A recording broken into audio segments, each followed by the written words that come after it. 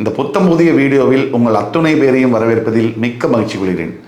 குரு பகவான் அதிசார பயிற்சி பலன்கள் 2025. மிதுன ராசியில் தற்சமயம் இருக்கக்கூடிய குரு பகவான் பெயர்ந்து கடகராசிக்கு அக்டோபர் 18லேருந்து டிசம்பர் 3 வரைக்கும் இருக்கார். இந்த பயிற்சி பலன்கள் 12 ராசிகளுக்கு எந்த மாதிரியான பலன்களை தரும் அந்த வரிசையில் இன்னைக்கு நம்ம பார்க்க போகிறது கடகராசி. காலபுருஷனுடைய 4ஆம் வீடு என்று சொல்லக்கூடிய கடகராசி மாதா காரகன் சந்திர பகவானுடைய வீடு, அது மாத்ருஸ்தானமும் கூட. இங்கே புனர்பூசம் பூசம் ஆயில்யம் 3 நட்சத்திரம் வரும். இப்போ கடகராசிக்கு குரு பகவான் வரார், அதாவது உங்கள் ராசிக்கே வரப்போகிறார். அக்டோபர் 18லேருந்து டிசம்பர் 3 வரைக்கும் 50 நாட்கள் உங்கள் ராசியிலே இருப்பார். கடகராசி குரு பகவான் உச்சம் பெறக்கூடிய வீடு, இந்த வீட்டுக்கு குரு பகவான் வரார். யாராக இருந்தாலும் எதுவாக இருந்தாலும் குரு பகவானுக்கு 2 விதமான பலன்களை நம்ம பார்க்கணும். எல்லா கிரகங்களுக்குமே பார்க்கணும், குரு பகவானுக்கு முக்கியமாக பார்க்கணும். முழு சுப கிரகமான குரு பகவான் ஆண்டுக்கு ஒரு முறை பயிற்சி அடைகிறார். 12 மாதங்களுக்கு ஒரு முறை குரு பகவான் பயிற்சி ஆவார். இதில் அதிசார பயிற்சி அப்படிங்கிறதே ரொம்ப விசேஷமான பலன்கள். எப்பவும் நடக்கிற நிகழ்வு இல்லை, பல ஆண்டுகளுக்கு ஒரு தடவை தான் அதிசார பயிற்சி பலன்கள் வரும். இந்த அதிசார பயிற்சி பலன்கள் மிக விசேஷமான பலன்களை தரும். அப்போ அதிசாரம் பெற்று குரு பகவான் வரக்கூடிய, அதாவது கடகராசிக்கு ஜென்ம குருவாக மாறுவார். இதில் கலந்த பலன்கள் உண்டு. சில நல்ல பலன்கள், அதிசார குருவாக வருவதனால் மிகப்பெரிய யோகங்கள், ஜென்ம குருவாக இருப்பதனால் சில பிரச்சனைகள் அப்படி வரும். ஆனால் ஜோதிடத்தில் அடிப்படையில் குரு பகவான் இருக்கிற இடத்தை விட குரு பகவான் பார்க்கின்ற வீடுகளுக்கு தான் வலிமை சக்தி அதிகம். அந்த விதத்தில் குரு பகவான் நன்மையே செய்வார் அப்படிங்கிற நம்பிக்கையோட நம்ம கடகராசிக்கு பேச ஆரம்பிக்கணும். கடகம், அதாவது காலபுருஷனுடைய 4ஆம் வீடு, மிகப்பெரிய தலைவர்களையும் பேச்சாற்றல் மிக்கவர்களையும் எதையும் சமாளிக்கக்கூடிய, எல்லோரையும் கவரக்கூடிய, எல்லோரையும் அரவணைக்கக்கூடிய தன்மையுடையவர்கள் இருக்கக்கூடியது கடகராசி. எல்லாரையும் டக்குன்னு ஈர்த்துருவாங்க, அதுதான் கடகம். இந்த கடகராசிக்கு மிகப்பெரிய யோகம் என்னென்னா, தான் நினைச்சதை அவங்களால சாதிக்க முடியும். மிகப்பெரிய பிரச்சனைகள் சவால்கள் வாழ்க்கையில் எத்தனை வந்தாலும், கோடிக்கணக்கில் பிரச்சனைகள் வந்தாலும் அதையும் தாண்டி சமாளித்து வெற்றி கொள்ளக்கூடிய தன்மை கடகத்துக்கு உண்டு. அது சொந்த உறவு பிரச்சனையாக இருக்கட்டும், பணப்பிரச்சனையாக இருக்கட்டும், ஆரோக்கியம் சம்பந்தப்பட்ட பிரச்சனையாக இருக்கட்டும், எதுவாக இருந்தாலும் அத்தனையும் தாண்டி ஜெயிக்கக்கூடிய வல்லமை கடகத்துக்கு உண்டு. எப்படி ஒரு இடத்துல பேசணும், எப்படி நடந்துக்கணும், எல்லாம் கடகத்துக்கு தெரியும். ஒரு பிரச்சனை என்னன்னா, நிறைய சிந்திக்கக்கூடிய விஷயங்கள், நிறைய சிந்தனை. இது ஒரு மிகப்பெரிய பிரச்சனை. ஓவர் திங்க் பண்ணாலே ஒன்றுமே உருப்படுறதில்லை. ஓவர் திங்க் பண்ண பண்ண பண்ண பிரச்சனைகள் அதிகமாகும். ஒரு விஷயத்தை எந்த அளவுக்கு யோசிக்கணுமோ அந்த அளவுக்கு யோசித்து அதை நிறுத்துறது நல்லது. அது நிறுத்தாமல் ஓவர் திங்க் பண்ண பண்ண மிகப்பெரிய பிரச்சனைகளை நாம் சந்திக்கிறோம். ஒட்டுமொத்த வாழ்க்கையில் கடகத்துக்கு உள்ள மிகப்பெரிய பிரச்சனைகளில் ஒரு பிரச்சனை என்ன அப்படின்னா, ஏதாவது ஒரு விஷயம் எல்லார் வாழ்க்கையிலையும் நல்லதும் நடக்கும் கெட்டதும் நடக்கும். ஆனால் கடகத்துக்கு கெட்டது எதுவுமே நடக்கக்கூடாது, அவங்களுக்கு பிடிக்காது. அப்படி ஏதாவது நடந்ததுன்னா வாழ்க்கை முழுக்க அதை மறக்கவே மாட்டாங்க. மறக்கிறது தான் வாழ்க்கை, நினைவில் வச்சுக்கிறது வாழ்க்கை இல்லை. எதை மறக்கணும், எதை நினைவில் வச்சுக்கணும். அடுத்தவங்க நமக்கு செஞ்ச கெட்டதை நினைவில் வச்சுக்க கூடாது, அடுத்தவங்க நமக்கு செஞ்ச நல்லதை நினைவில் வச்சுக்கணும். இதுதான் வாழ்க்கை. கடகராசி தற்சமயம் அஷ்டம சனியிலேருந்து விடுபட்டு இப்போ தான் ஒரு 6 மாதம் ஆயிருக்கு. அப்பாடா அப்படின்னு இருக்கும் போது அதிசார குரு பயிற்சி வந்து அது ஜென்ம குருவாகவும் வருது.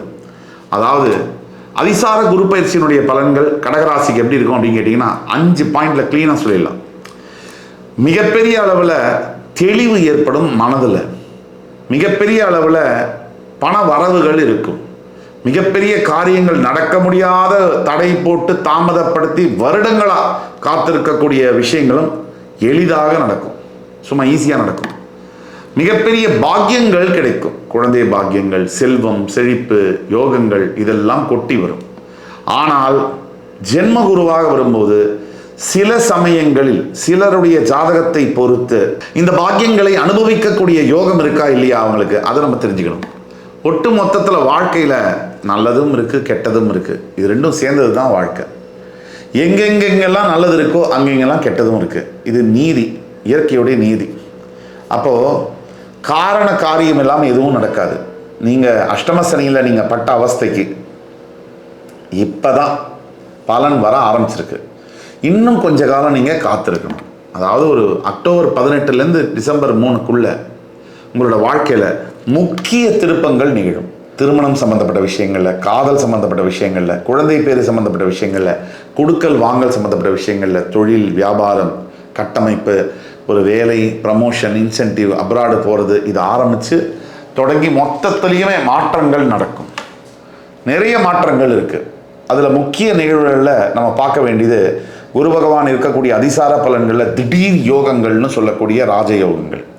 எப்படிப்பட்ட ராஜயோகங்கள் அப்படின்னா, சத்தியமாக இது முடியாது அப்படின்னு இருக்கக்கூடிய இடத்துல அது அப்படியே மாறி சத்தியமாக இது முடியும்னு நினைக்கக்கூடிய அந்த சாத்தியக்கூறு நடக்கும். நல்லது இதில் சொல்கிறேன், பாசிட்டிவாக அது நடக்கும்.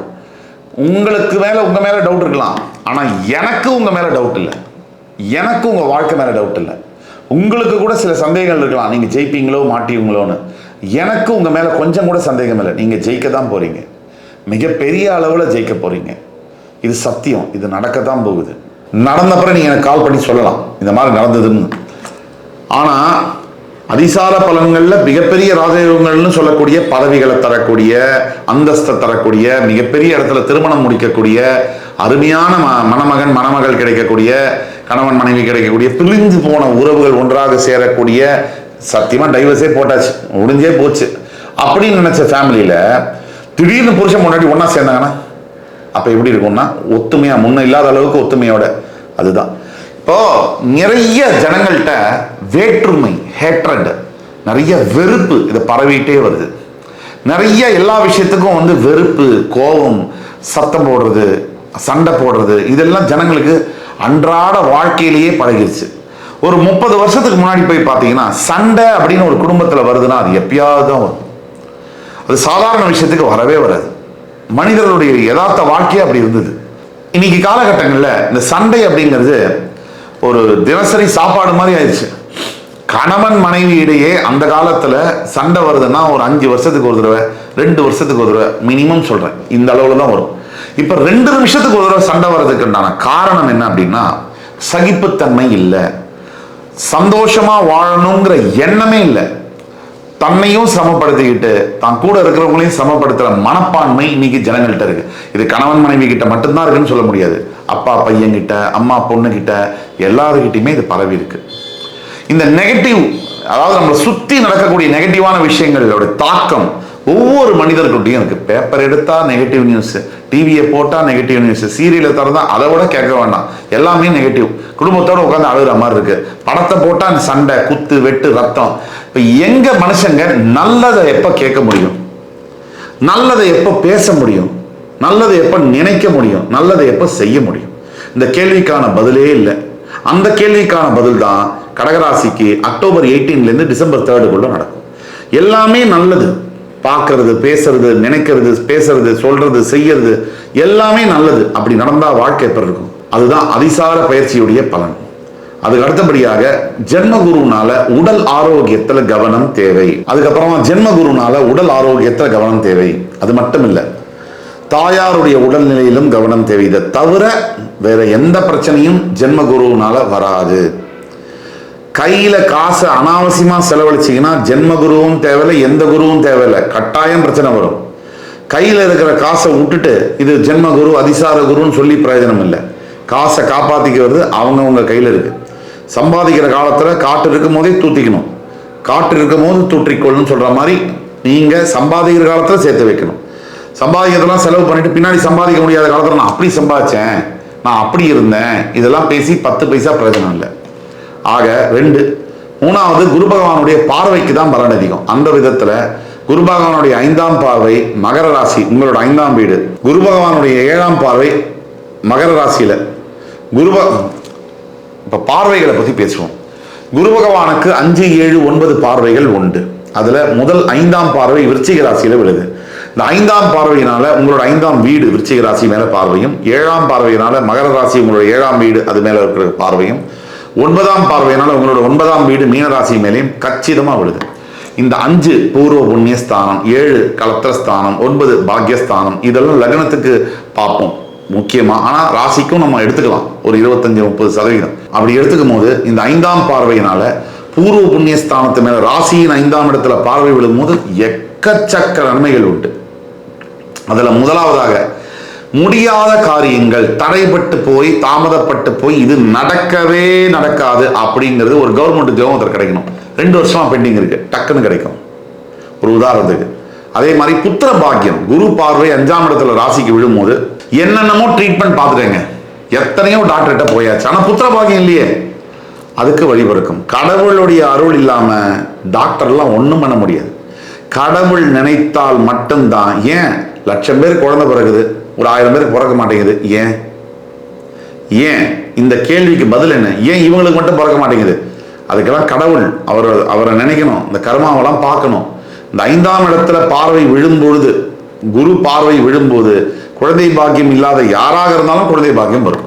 7ஆம் இடத்துல மகர ராசியில பார்வை விழும்போது இப்ப வரைக்கும் சார் சத்தியம் பண்ணிட்டேன் சார், 2 காதல் முடிஞ்சிருச்சு, ஒரு திருமணம் பண்ண போனோம், முடியல, திருமணம் காலி கட்டுறதுக்கு முன்னாடி நின்று போச்சு, திருமணம் நடந்தே தீரும். திருமணத்திற்காக காத்திருக்கக்கூடிய அனைத்து கடகராசி நபர்களும் திருமணம் நடக்கும். அதே மாதிரி 7ஆம் இடத்துல தொழில் விருத்தி ஆகும்.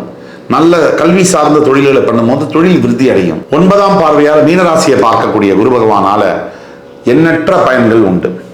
அதாவது ப்ராஸ்பரிட்டின்னு சொல்லுவாங்க இங்கிலீஷ்ல. நாம் இருக்கிற வாழ்க்கை நிலையிலேருந்து இன்னும் மேலே உயர்வது. அது பணத்தால் மட்டும் இல்லை, முக வசீகரத்தால, பேச்சால, ஞானத்தால, கல்வியால, பண்பால, ஆற்றலால, எல்லாத்தாலையும் உயர்வது. உறவால உயர்ந்து போவது. அந்த உயர்வுகள் கிடைக்கும். வாழ்க்கைனா என்ன அப்படின்னா, ஒரே வரியில வாழ்க்கைனா நாம மனசுல ஒண்ணு வச்சுட்டு இது நடக்கலைன்னா வாழல, இது நடந்ததுன்னா வாழ்றது, அது இல்லை வாழ்க்கை. நமக்கு எது நடந்தாலும் பரவாயில்ல, அதை எப்படி நான் சிறப்பா நல்லதா மாத்திக்குவேன் அப்படின்னு நினைக்கிறது பேர் தான் வாழ்க்கை. அந்த வாழ்க்கை கடகராசி என்பவர்களுக்கு அக்டோபர் 18 இருந்து டிசம்பர் 3க்குள்ள கிடைச்சிடும். தைரியமா நீங்க போகலாம். பரிகாரம்னு எடுத்தீங்கன்னா முக்கியமான பரிகாரங்கள்ல ரொம்ப முக்கியமானது என்னன்னா, இந்த குரு பகவானை நினைச்சுக்கிட்டே இருக்கணும், குரு பகவானை வேண்டிக்கிட்டே இருக்கணும். தட்சிணாமூர்த்தி சுவாமிக்கு வியாழக்கிழமை தோறும் ஏதாவது நிவேதனம், சுண்டல் தான் மெயின், கொண்டைக்கடலை சுண்டல், அதை நிவேதனம் செய்து அதுக்கு மேல ஒவ்வொரு வியாழக்கிழமையும் குருமார்கள், ராகவேந்திர சுவாமி, ஆஞ்சநேய சுவாமி, ஷீரடி சாய்பாபா, இந்த குருமார்களை வணங்கி யாராவது ஒரு குரு ஸ்தானத்தில் இருக்கக்கூடியவர்களுக்கு உதவிகளை செய்வது, ஆசிரியருக்கோ வயதானவர்களுக்கோ உதவிகளை செய்வது, இப்படி செய்யும் பொழுதுதான் உங்கள் வாழ்க்கையில் பெரிய மாற்றங்கள் வரும். ஒட்டு மொத்தத்தில் உங்களுக்கு நீங்க சொல்ல வேண்டியதுதான், குரு பகவானுடைய காயத்ரி மந்திரமும் சொல்லலாம். ஓம் ரிஷபத்வஜாய வித்மஹி கிருணியஸ்தாய தீமஹி தன்னோ குரு பிரச்சோதயாத். இந்த மந்திரத்தை சொல்லலாம். இந்த குரு பகவானை நினைச்சு குருமார்களை வணங்கி வரும்பொழுது இந்த அக்டோபர் 18ஆம் தேதி பாருங்க, உங்களுடைய வாழ்க்கை மாற்றத்தோட முக்கியமான திருப்பங்களுக்காக நீங்க வெயிட் பண்ணலாம். இது பொது பலன்கள்ல சொல்றோம், ஆனா உங்க ஜாதகத்தை தனிப்பட்ட முறையில பார்த்தா இன்னும் துல்லியமா என்னால் சொல்ல முடியும். உங்கள் வாழ்க்கையில அடுத்தடுத்து என்ன நடக்கும், வாழ்க்கையில என்னென்ன நடக்க போகுது, மாற்றங்கள் வரப்போகுது துல்லியமா சொல்ல முடியும். கீழே கொடுக்குள்ள வாட்ஸ்அப் நம்பரை எங்களை கான்டாக்ட் பண்ணி ஆன்லைன் அப்பாயின்மெண்ட் வாங்கினீங்கன்னா உங்களுக்கு என்ன இருக்கு வாழ்க்கையில, என்ன எதிர்பார்க்கலாங்கிறத மிக கச்சிதமா துல்லியமா நான் சொல்ல முடியும். இந்த வீடியோ உங்களுக்கு பிடிச்சிருக்கும் நம்ம அடுத்து வரும் காணொலியில் வேறொரு சந்தர்ப்பத்தில் உங்களை எல்லாம் சந்திக்கும் வரை உங்களிடமிருந்து விடைபெறுவது உங்கள் சுபாஷ் பாலகிருஷ்ணன். நன்றி, வணக்கம், வாழ்க வளமுடன்.